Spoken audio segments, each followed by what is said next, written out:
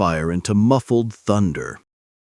Private Jack Turner pulled his scarf tighter, the wool stiff with frost. He was 23, from a small farm in Kansas, and the world around him looked nothing like home.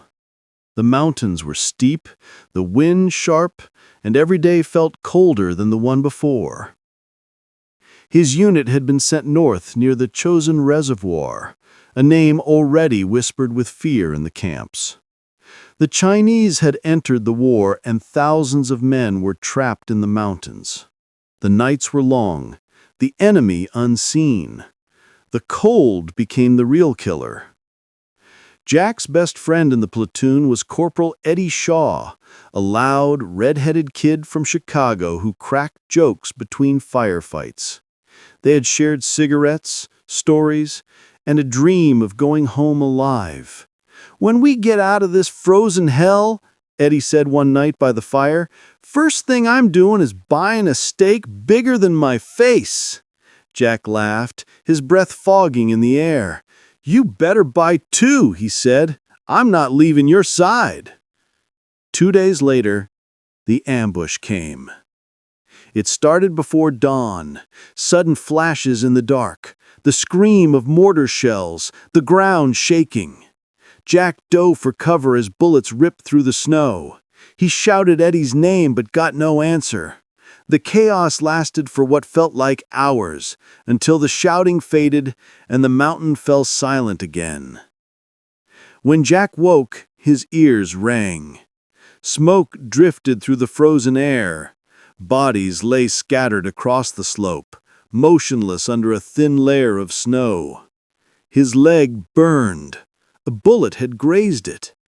He limped from one fallen man to another, searching for Eddie. Nothing. No movement. He tried to radio command, but the device was shattered. He was alone. He started walking south, toward where he thought the lines were, but the storm rolled in fast. The world disappeared in white. His compass froze. He tried to follow the stars, but the clouds covered everything. Days passed. He couldn't tell how many. His rations ran out. He melted snow for water. The pain in his leg grew worse. At some point, he stopped feeling his fingers. He thought about Kansas, the wheat fields in summer, the smell of rain on the wheat. He thought about his mother's voice calling him in from the fields. He whispered to himself just to hear something human. Then one night, as the wind howled like wolves, he collapsed. When he woke again, he wasn't in the snow. He was inside a small hut, wrapped in blankets that smelled of smoke and pine. A fire burned nearby, and a woman knelt beside him, pressing a warm cloth to his forehead. She spoke softly in Korean, words he didn't understand but felt kind. Behind her stood a boy, maybe 10 years old, holding a bowl of rice. Jack blinked in confusion. "Where am I?" he whispered. The woman smiled sadly, as if she understood the question without knowing the words. She pointed outside, toward the mountains. Over the next few days, Jack drifted between fever and sleep. The woman, her name was Sun Hee, cared for him. The boy was her son, Min Jun. They lived in a tiny mountain village, hidden from the main roads, where families had fled from both armies. The villagers were poor, surviving on rice and what little they could hunt. At first, they feared him. He wore an American uniform, tattered and blood-stained. To them, soldiers brought danger, whichever side they were on. But soon he saw something else. She saw a lost young man, far from home, dying alone in the snow. When Jack was strong enough to stand, he tried to leave. He pointed south, miming that he had to go back, but soon he shook her head firmly.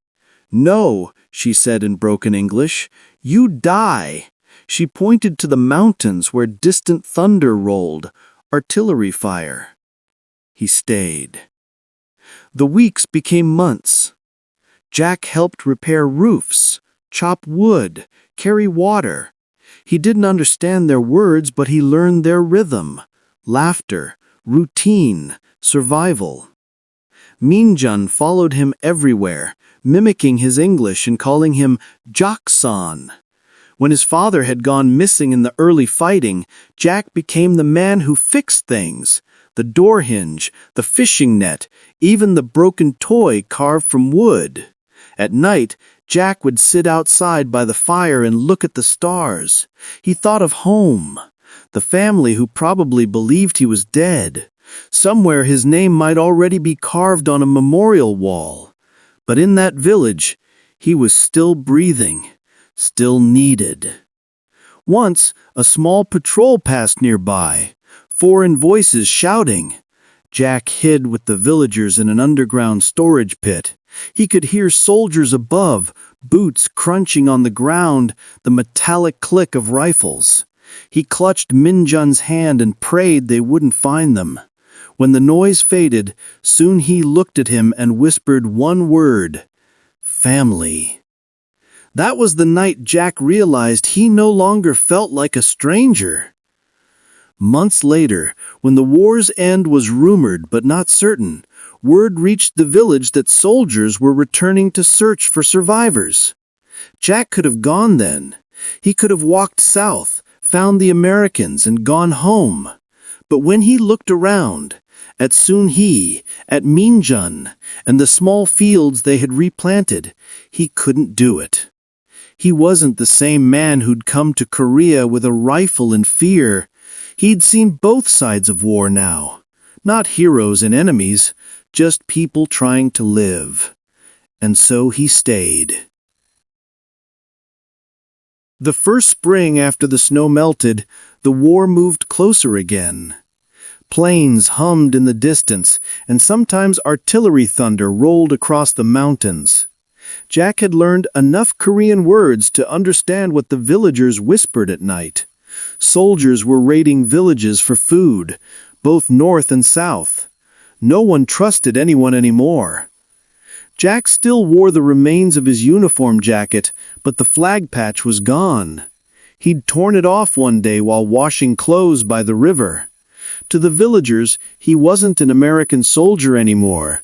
He was Hanu Jack, the man who fixes and protects. One afternoon, Minjun ran into the square shouting. 2 armed men had been spotted down the ridge. They weren't from any army Jack recognized. Deserters, maybe, or bandits living off the chaos. Sun-hee's face went pale. She gathered the children into her house. Jack felt the old training come back like a reflex. Not rage, not heroics, just clarity. He took the one rifle the village had, an old bolt-action relic hidden in a barn. He set traps along the main path, told the villagers to stay low, and waited. At dusk, the men came. Jack shouted a warning in rough Korean. "Don't go in here. People not fight." They laughed, lifting at weapons. Jack fired once into the ground, a warning shot, and the echo rolled through the valley like thunder. The men hesitated. The next sound wasn't a gun. It was the snap of a rope trap tightening around one man's leg. He screamed. Jack stepped out, gun steady. "No more," he said. "Leave." They did. The villagers watched from their doorways, trembling. When it was over, Sun-hee approached Jack slowly, eyes wet. She bowed. "Hanu," she whispered. "Dardian." That night, they lit a single lantern outside his hut, a quiet way of saying, "Thank you." From that day, he wasn't just another survivor, he was their protector. Weeks turned into seasons. Jack built fences, taught the men how to reinforce walls, helped plant potatoes in the rocky soil. He showed the children how to fish using wire and bamboo. The war seemed far away now. though sometimes at night distant flares glowed on the horizon. Mean John grew taller, stronger, following Jack everywhere. He carried water on his shoulders, learned how to tie knots, and practiced English words with pride. "Good morning, sir," he'd say each dawn, and Jack would grin. "Mornin', partner." One evening, as fireflies blinked over the rice paddies, Sunheat told Jack something in slow, careful English. "People," she said, "they say, you may be angel." She was embarrassed by her own words. Jack laughed softly. "Angel? Me? No, just a lost man." She